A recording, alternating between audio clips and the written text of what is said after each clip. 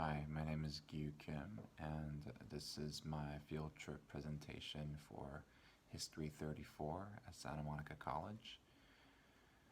I decided to visit the Korean Cultural Center, so first part of this presentation is going to be some of the videos that I took of the exhibit and some explanation that I will give. And the second part that will be followed will include just some of the reflections that I had after visiting this cultural center.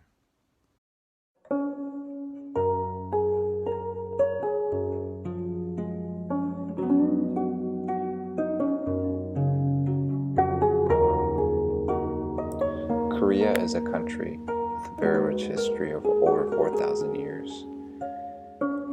Although it has really long history, it has been relatively unknown until the recent decades because it was overshadowed by China, which was extensively studied throughout the course of this class.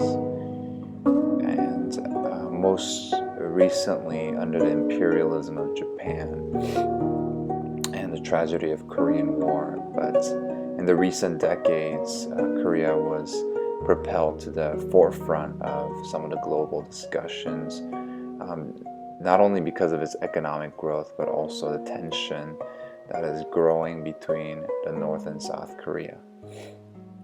Korea, because of its long history, also enjoyed development of a deep culture, a very rich culture with various elements that continue to exist today. And the specific period that this exhibit focused on was the Joseon dynasty, which lasted from 1392 to 1910, which is close to the period of time that we have studied in this class. One part of the exhibit focused on the marriage tradition in Joseon dynasty. Marriage was considered very important because, according to Confucian ideologies, family was the building block of the society and everything communal. And so marriage was not considered to happen between only two individuals, but between all of the family members of the two parties involved. And it involved very elaborate parties and also processes to get to a place where two people could come together and spend the rest of their life together. This is a picture of some of the marriage documents, which included the agreements between two families. And these are some of the garments that the bride and the groom wore on their wedding day.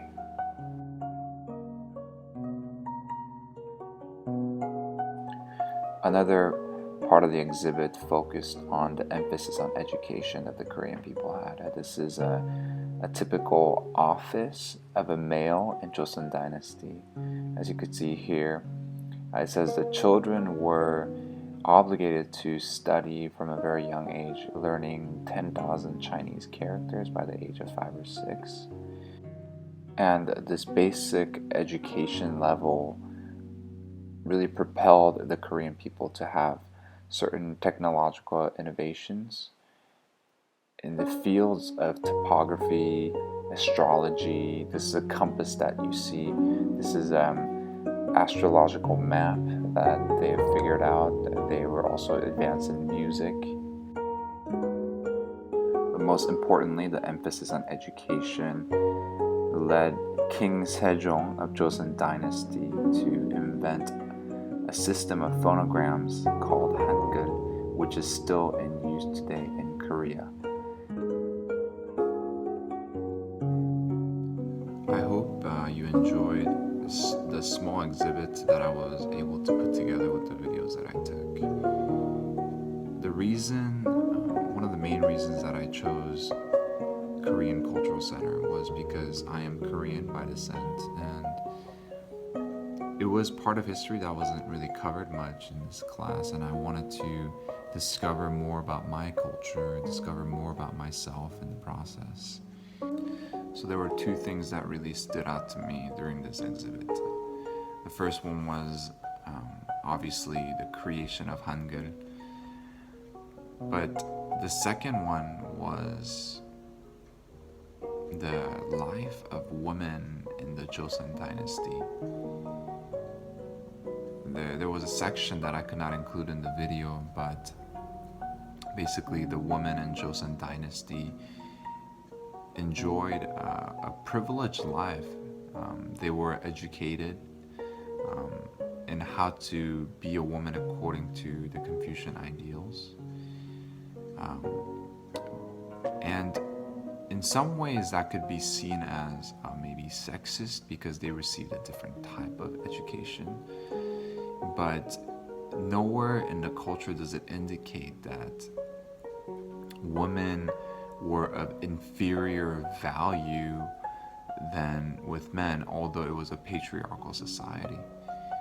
And in some ways, I believe that women in Korea enjoyed more dignity than women in other parts of the world during the same time period. These two elements really make me have a lot of pride in my culture. My experience since immigrating to the United States at the age of 10 was that I've become more increasingly westernized, and now being married to a European, it's even more so that I embrace this Western culture.